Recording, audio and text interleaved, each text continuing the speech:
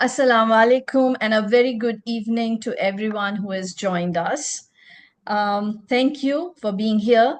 This is our seventh online session. I can't hear you. Anjana, I can't hear you. How come?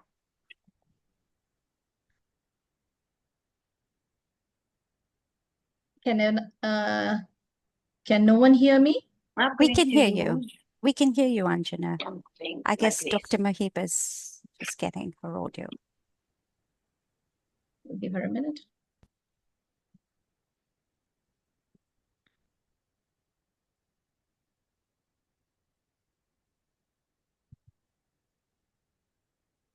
You hear me, Anjana? We do. Can you hear me? Yes, I love these. All right. They are the oldest I have, but the most. So I'll start again just for the recording purpose. Assalamu alaikum and a very good evening to everyone who has joined us here. Thank you. And just we want to let you know that this is our seventh online session of International Coaching Week hosted by ICF Oman chapter. I'm Coach Anjana Lumba, Education and Programming Chair for ICF Oman. Please note that this session is being recorded for members who have unfortunately not been able to attend. A quick note on housekeeping. We'd request you to please keep your mics muted during the session. Post your questions on the chat to be answered later. And by attending this session till the end, you get one resource development CCE certificate within 2 weeks. At the end of the session, we will request you all to please fill the feedback form. And now it is time for me to introduce the speaker for today's session, Dr. Mouhiba Jamoussi. She's a retired university professor who is transformational and relationship coach. She holds a CPCC and from CTI. She has participated in podcasts, panels, webinars, summits, and she also co-hosts a bi-monthly webinar. A very warm welcome, Dr. Mouhiba. Thank you so much. Thank you so much. You didn't include me when you said remain muted, did you? Definitely. Good, good. That's something to know. So I would like to say that this topic has been offered to me, invited to talk on it. Thank you so much for the invitation. Thank you so much for your smiles, your positive vibes every time we meet, including today. Thank you all for being here. It's such a warm ambience from the very beginning. Now, this topic has inspired me a lot, beyond belief. And I hope you will enjoy the few ideas I will share with you, the way I enjoyed them when I had them pop up in my mind. So just to make sure, we can move. That's it. Now we can move smoothly.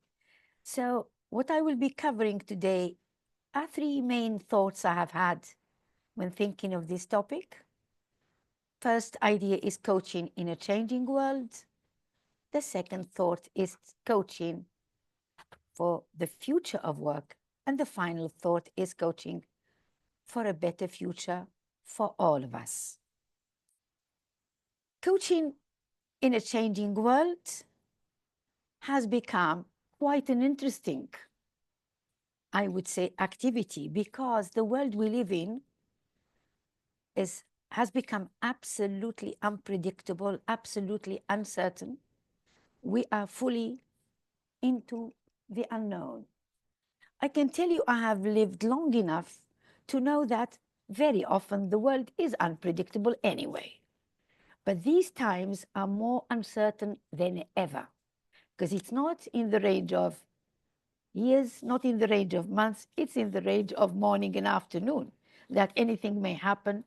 A speech may turn the whole world upside down. And so we coaches are quite amused by what we call the unpredictable, the uncertain, the unknown. And indeed, this is the world we are in today. We are not capable of predicting the present, and even less the future. Now, when I went through all the abstracts for the ICW, and I had the pleasure of picking a few expressions used in some of these abstracts. I also attended a panel of speakers on the world we are in. And I'm sharing here with you some of these quotes. They talk indeed of a world of such complexity, of invisible pressures, of escapism, of uncertain times.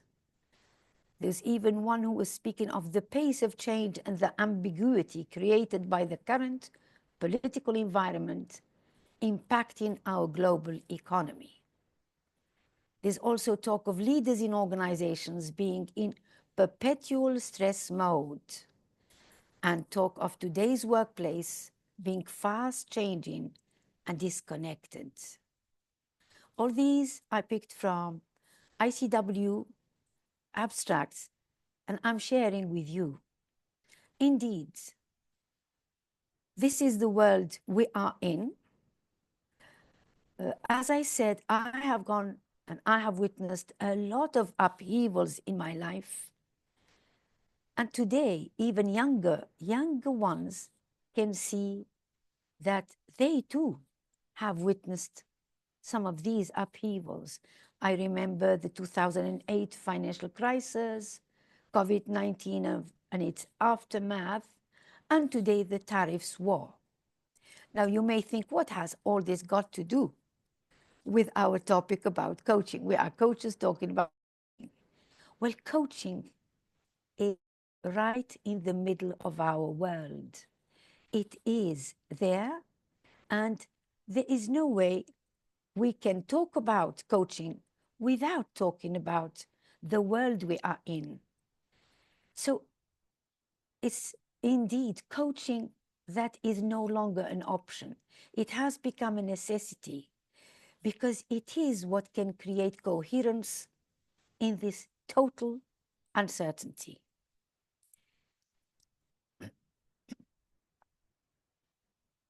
Now, what is coaching indeed? Coaching is well prepared to be a future oriented. It is well prepared to be ready for the future. Coaching is very comfortable with uncertainty, with doubt. It is very comfortable with the unexpected, with the unknown. One of the panelists I was referring to earlier spoke of coaching as an art and how we never know what the outcome of art will be. Indeed, we all know as coaches or as coachees how when we go into a coaching session, our clients are more likely to come to us with self-doubt, confusion, with conflict, with all sorts of pains that they come to us. And this is probably why they come to us. Now, we as coaches, we also go into the unknown when we go into a session. And so we go with curiosity. We are the one who asks questions all the time. And so we too, we are not in a certain space. We too are in the unknown, the uncertainty I'm talking about. And this is why we are all delighted, coaches and coachees. We are delighted with any surprise. We may be surprised by insights, by intuition. And I often say, it's all surprise in a coaching session. And nothing is expected in coaching except the unexpected. That's what I often say. Now, coaching is indeed what we need for self-growth. Yes, our clients come to us hesitant and they often say nothing is clear. And it is for us coaches to dig deep and come up with this allow them to come up with this clarity and hopefully with this confidence and this assurance. These are success stories, really. They are not guaranteed. We never know what the outcome is, but we always welcome them because they know we are delighted and the client is delighted when we come up with something, when we come up with the right question, when the client comes up with what the client says, oh, I didn't think of this before. It wasn't clear before. At such times, I say, at such moments, coaching is a companion. Coach, I call it a healer, a guide. It is coaching that allows us to become. It is what I call the master of transformation. And I also say coaching is magic because first time I was coached by a master coach, I said, what is that? It was my very early months with coaching. I said, you must be a magician. You've told me things I didn't even know about myself. And so this has stayed with me, this magic, yes. So growth through coaching is what we seek as coaches and also as coaches. We also grow through each and every coaching session. Now, coaching also grows.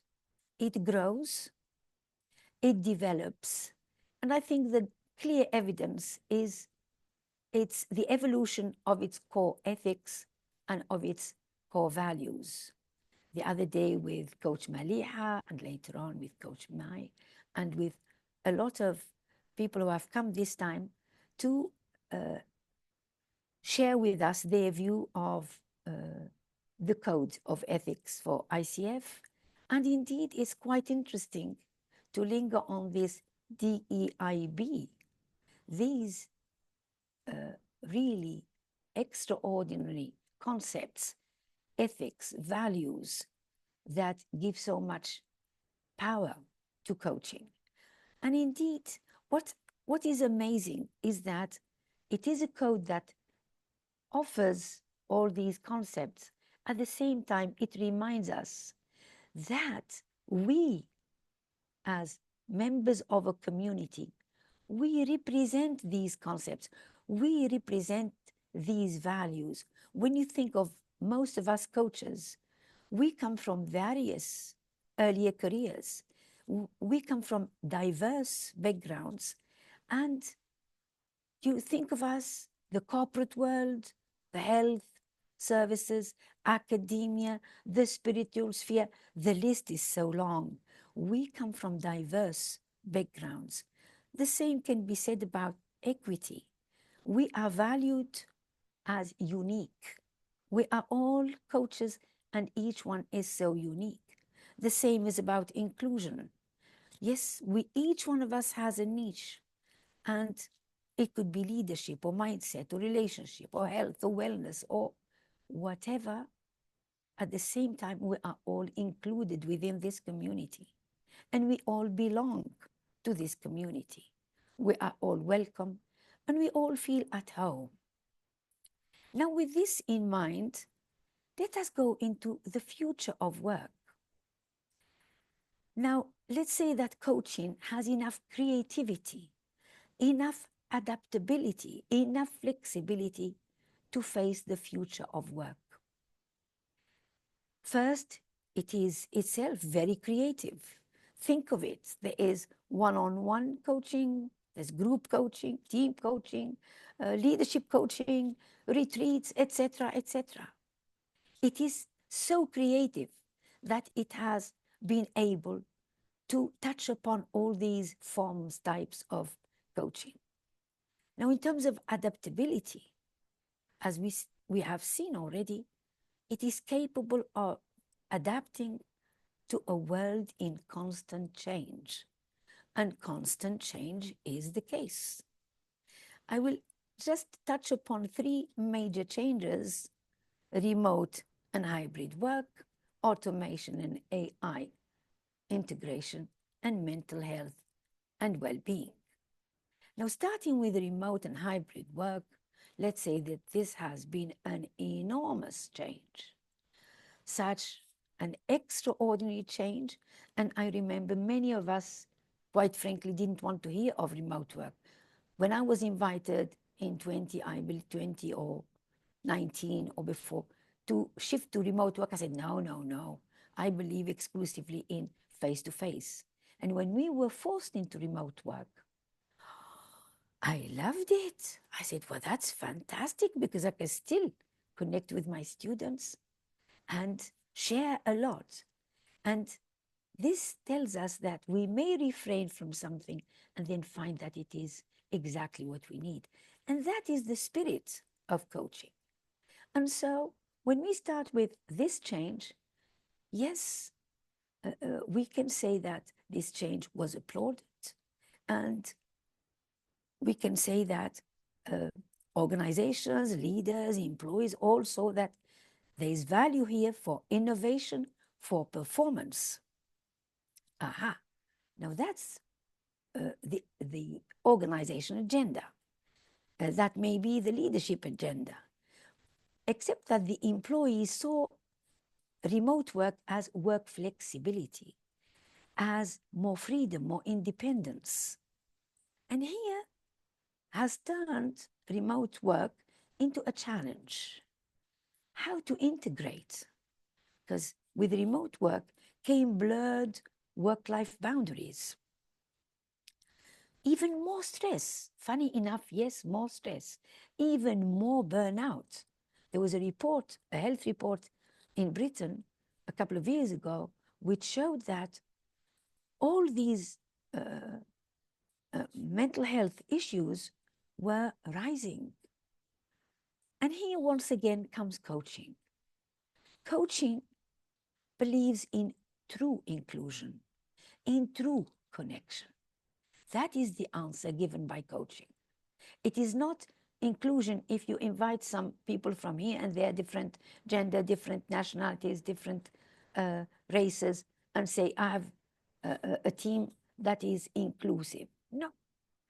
Coaching tells us that inclusion means something more profound, much deeper, and that remote work implies greater connection, need for greater connection, not less connection. The other topic that is of concern, of interest for coaching, is automation and AI integration. This change, the introduction of automation, the introduction of AI integration, we are told is not going to make our skills less valuable. And so we can stay creative, critical thinkers, emotional, intelligent people. All these are values that are going to remain valuable. Except that we have doubts. Are these skills truly going to be valuable? Is there not a risk of them becoming obsolete tomorrow? And here comes back our imposter syndrome, our transition issues, our doubts, our fears, our anxiety. And once again, coaching is there to bring its tools that help transition. We have transition coaches specializing in helping people through when they go through a transition. It is coaching that tells us, no problem, be resilient and work on your personal growth, on your personal development, on reskilling yourself so that nothing is likely to stop you. The third major change is to do with mental health and well-being. We all know quite well that organizations have invested a lot in leadership development programs, in conflict management, and in all sorts of programs. And so we expect once again to find a much more pleasant workplace, much better relationship between employees, leaders, organization, and yet there are challenges because there are doubts about, once again, agenda. Organizations, leaders, and employees' agenda seem not to be the same. Organizations might stress performance, profitability, whereas employees might very well believe that that's fine.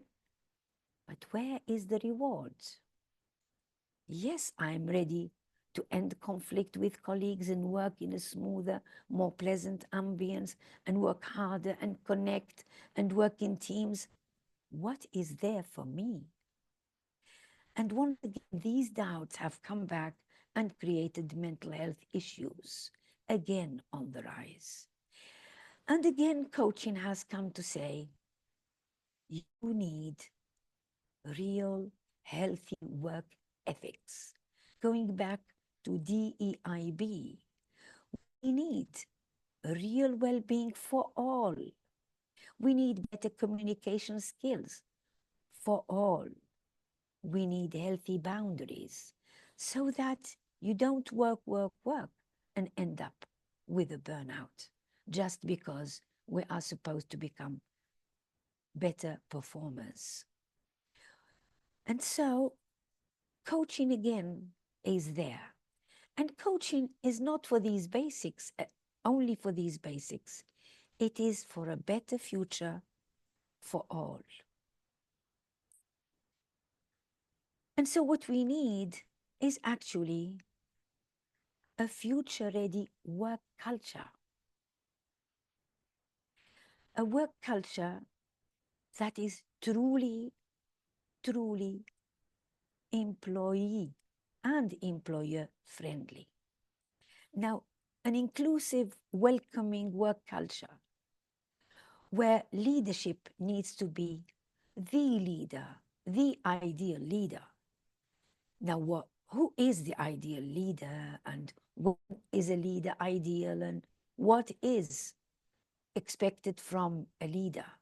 And you all know all the adjectives that we have had about leadership and about leaders, all sorts of, we are not autocratic, we are democratic, and we hear of adaptive leader, coaching leader, transactional leader, even servant leader, transformational leader, and the list can go on, and each one we can spend quite a time discussing what this leader is, except that there are challenges. Because we ask ourselves, how come we have been hearing about leadership? We have been hearing about all these wonderful forms and types of leadership. So how come? Well, it's not working as well as it's supposed to. And here, my belief is that the challenges are there.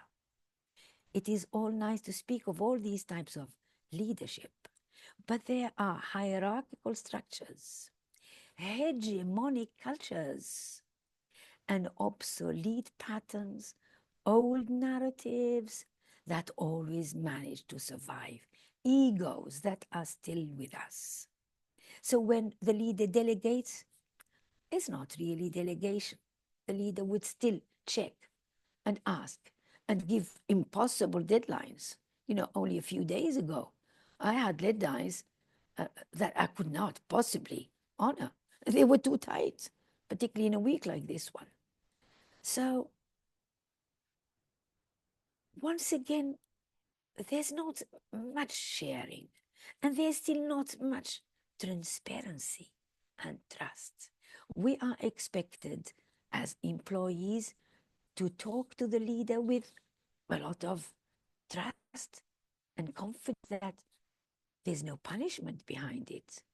But are we sure?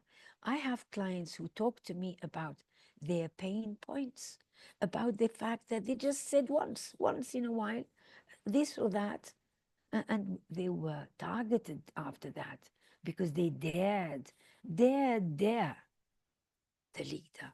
So these old habits have not gone, despite all the talk about leadership. And so what is the answer? What has coaching got for us? Well, it is there to ask all concerned to define. What do you mean by definition? What is inclusion for you? What is it we can expect when you say you belong? And what the key, the magic word is, what is success?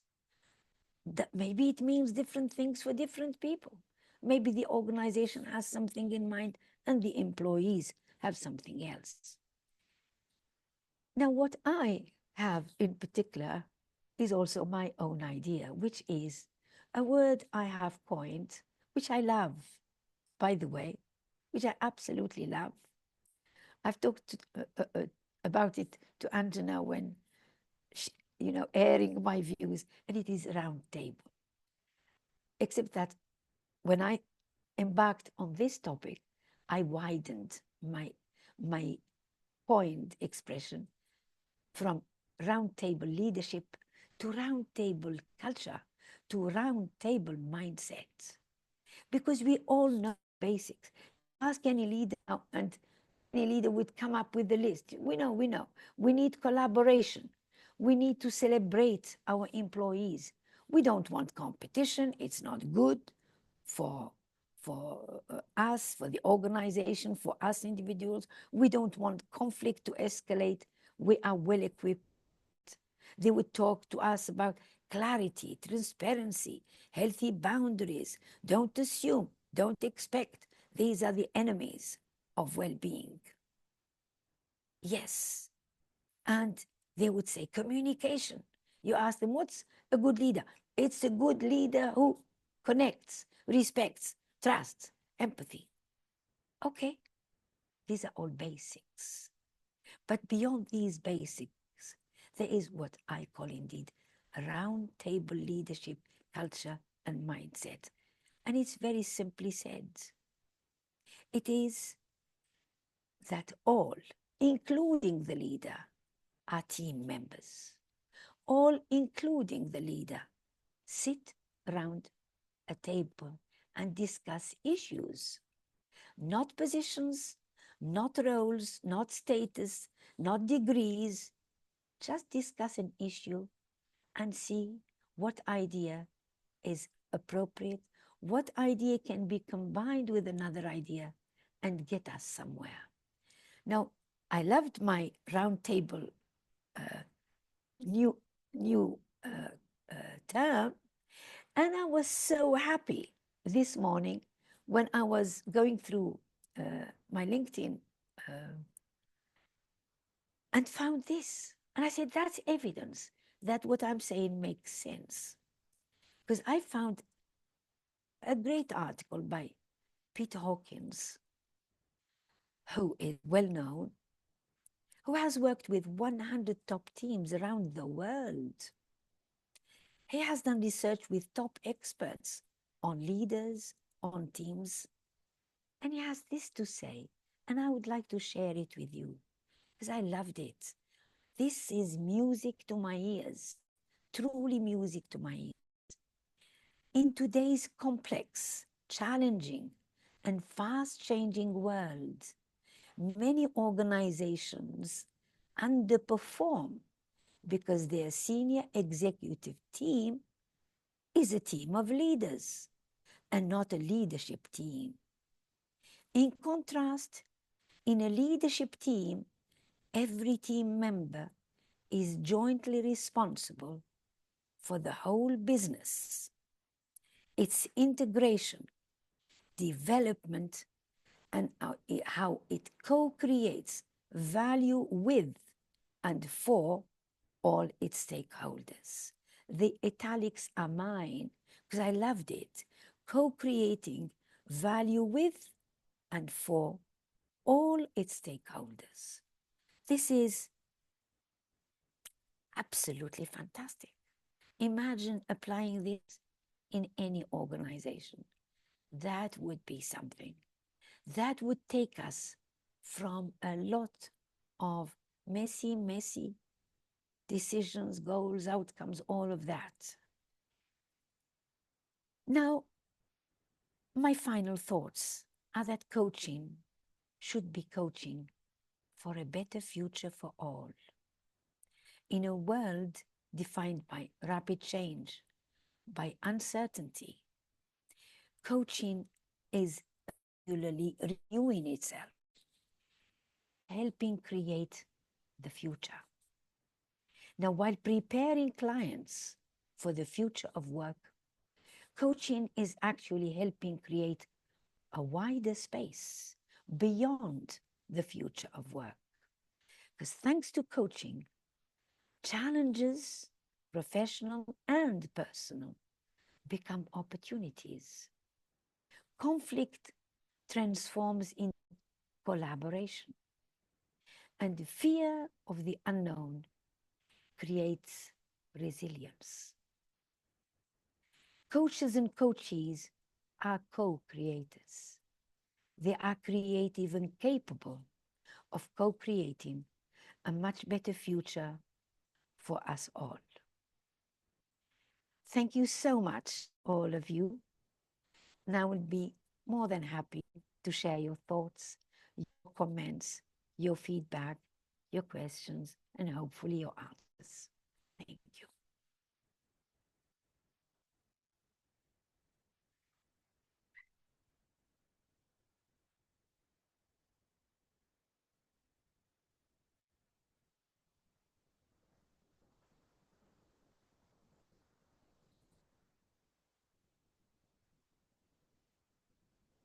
Here I'm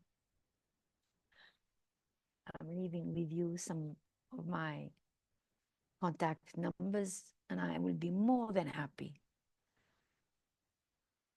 if you come to me with questions, answers, now, later, anytime you wish. I'll be more than happy to share our ideas.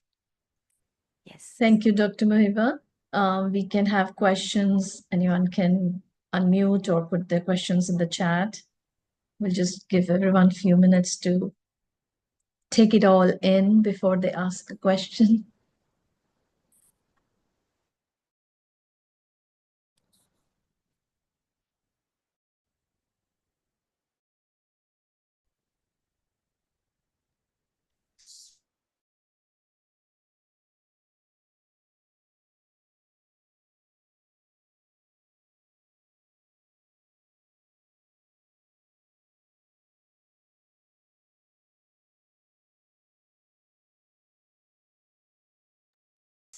Oh, Sure. okay. Sorry, I didn't see you. I apologize, my camera's off. I really loved what you said about the reason why many organizations aren't as successful as they could be is because they have a group of leaders who are leading more so individually than collectively as a team for the whole organization. And I apologize if I'm mangling your words. My question is, do you have a view on how this can be implemented?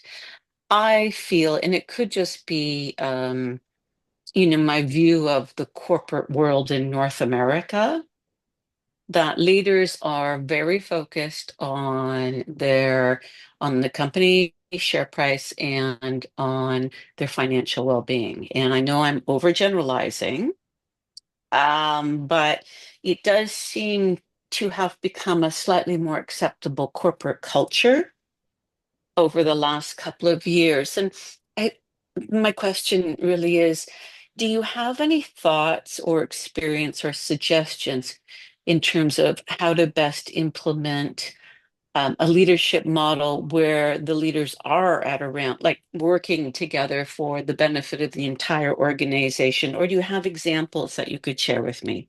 And thank you. Thank you so much, because this is a wonderful, wonderful opportunity you are giving me to share my personal experience. I was once asked, I was a lecturer, so I was a professor at the university. I was not dealing with administration. I was once asked to become a head of department. I said, no, I know administration. That's not me. So they said, no, that is you. Take it or leave it. I said, yeah, I better take it. And after all, I always say, and this, people who know me know this, I love what I do. I always love what I do. And what if I have something I don't love? Well, I will love it. I will find ways of loving it. And that's what I did. I became head of department, and for 8 years, I loved it because it was implementing every word I have said. You know, this presentation is very much based on years and years of listening, connecting with, etc. It's also based on my personal experience. And I have a very clear experience. I once came to my team with a great idea. And I said, think of this. Think of what I've got here. We are going to do this. And they looked at me blank. I said, oh, you don't think it's a nice idea? I tell you what, the bin, doom. It's gone into the bin. Not one word, because it was something very much connected to them. So if it's something they didn't like, why should I even insist? Nothing. Throw it in the bin. As simple as that. And the other way around is with my bosses. I stayed 8 years as head of department, and very simple. My bosses respected me, I respected them. They loved me, I loved them. How is it possible? I loved them, they loved me. There was respect, there was trust, there was confidence, there was everything you could see as a great value. And then after 8 years came this other boss, and I smiled. I said, hello, sort of welcoming him the way I had welcomed the others, my other bosses, because I'm this sort of person. He looked at me and he said, I am the new dean. I said, this is why I'm saying hello, because you're the new dean. I wouldn't have said hello if you weren't. And after that day, I was targeted. I was done. And so I would say, for example, well, I have this good idea. He would say, it's for me to decide whether it's a good idea or not. I thought, excuse me? I mean, I am whatever enough to just express an idea. I never had a chance even to express it. So you have here two approaches to leadership. And I wouldn't have come with this presentation if it didn't come from the heart and if I didn't know it worked. It worked. When you give trust, people trust you. When you give respect, people respect you. And I loved my earlier bosses, during those 8 years, and my team, I know they loved me. Because when I left, I was not going to stay with that boss who was going to target me. I said, no, I finished the year and say goodbye. And when I left, I was hugging my team. I was crying my eyes out. And I promised myself, I will come back here. Because I left my job, as is often the case, because of a boss. But I loved the country. I loved the people. I loved my team, my students, everything around, except for one boss. And you do leave because of one person. And we know this through surveys, through research. I hope I have somehow answered your question, Natalie. Yes, yes, yes, and yes, you've answered my question. I just think it's we have huge cultural challenges right now, and possibly it's because I deal with a lot of restructured executives who are just sort of pushed at the door and thrown away, and I yeah, it's just I mean, hopefully, as you and I both know, everything goes in cycles, and I'm hoping that, respect for employees, rises above, the value of your share price um, at some point in the near future. But anyway, I won't take up any more time. Thank you so much. You're not taking more time. You are using valuable time in a very valuable way. That's what you are doing. And thank you so much, because you have also brought an idea to my mind. I often say, how can a leader claim that they know better than a team? How can it be? use logic, use emotion, use experience, expertise. So it talks for itself. It's obvious that when the leader asks the team, what do you think? You think this and that and that. So the decision, the collective decision cannot possibly be less than a leader's decision. A leader is like a facilitator. I see the leader as saying, okay, let's go around, you talk, as simple as that. And I always say, as long as you are discussing opinions, ideas, suggestions, comments, you are on the safe side. Don't discuss personalities. Don't say, who said this? I don't care. What is it that was said that is more valuable than something else? But if you go on saying, oh, but this is what the boss said, and this is what the cleaner should have a voice. Because if you are going to buy for an organization, you need some cleaning liquid. You don't go to the big boss, to the CEO, to the whatever, and say, which liquid are we going to buy? You better go to the cleaner. I use this on purpose to say that each one has expertise in one particular field. Go there. And the leader has the chance to have so many experts around. This leader is not in competition with any of them. And the fact of being leader is good enough. I often say it's like being rich. When you are rich, give some to others. When you have power, empower others.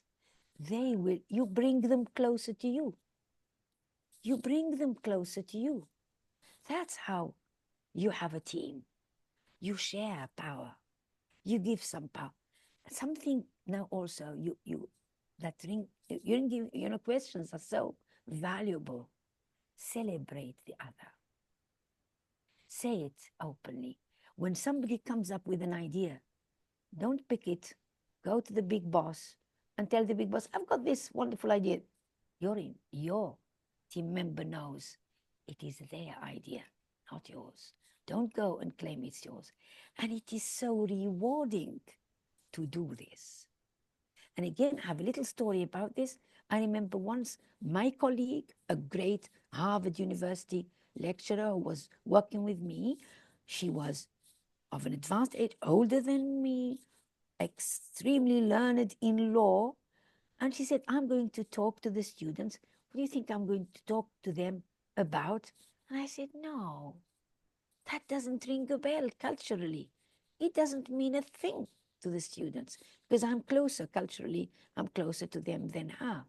She said, really? I said, no, this doesn't mean a thing in this culture. Leave it. She said, okay. She went and picked up another topic. And when she walked into the conference room, first thing she said, and I was surprised. I must confess I was surprised. She said, Dr. Mouhiba suggested another topic to the one I had in mind. And so thank her, not me, for coming with this topic. I couldn't believe it. A little thing I had said, she wouldn't keep it as her own. She wouldn't celebrate herself. She was saying this. And it's like any relationship. When you say how wonderful you are, the other is bound to say how wonderful you are. Whereas if you go to the other celebrating yourself, well, the other is likely to celebrate themselves too. So I don't know if these shared thoughts, shared experiences could tell you that no leader is better than the collective group that they lead. Can't be, because there's synergy. Yes, Anjana. Sorry, I just saw a raised hand. Badria, were you asking a question? Yeah, hi, Dr. Mouhiba. Thank you everybody for coming. Hi. It's a question that when you said the future of coaching and future of work and us as coaches and our skills, it came to my mind. I go to my imagination. Wow, the AI is there. As you said, life is changing very fast. So, what skills we as coaches is really needed in maybe the 5 or I don't know, maybe 10 years? I had it, I had it in my presentation, but I lightened it. I had it thinking of artists, Badriya artists who used to paint and draw and this, and now they come to me saying, I'm depressed. My art is no longer needed. And I have translators who come to me and say, what am I going to translate? My skill is obsolete. I've gone through university for years learning how to translate, and now ChatGPT or whatever can translate as well as me. And I say, have confidence. Have confidence. No one can replace no one. You can go to the best AI. It will tell you whatever, who you are, what you are, whatever. But AI will not hug you, will not cuddle you, will not say, Badriya, Badriya, don't you worry. I'll always be here if you ever need me. But you'll be fine. Now, machines don't do this. They will never do this. And we will always, always need that warmth, the human warmth. That is what we need. That is irreplaceable. Yeah. I don't know if I answer your question. Because musicians are asking the same question. Teachers are asking the same question. I'm going to teach what? You know, machines all over the place can teach you what you like. AI teaches now language courses. Why should I be a language teacher? We will always be. Always be. And I always say, just as there's enough food on this planet for all of us, there are enough jobs for all of us. As long as there is no greed. It's greed that swallows up resources. And we were talking about this, Caroline, the other day. Sharing increases everything, and most certainly connection and love. That for sure. Any questions? I would love to answer any of your questions. And thank you for asking these wonderful questions. They get me all inspired. Thank you. Thank you, Dr. Mouhiba. We don't have any questions, just thank you notes, lots of them in the chat. Thank you very much. So I sweet. think it's time now if you could please stop the share, I could ask everyone to come on the camera and then we could do a smiling photo shoot. Oh, we could. Sure, we could. Fatma will let us know when to smile. Okay. 1, 2, 3, smile.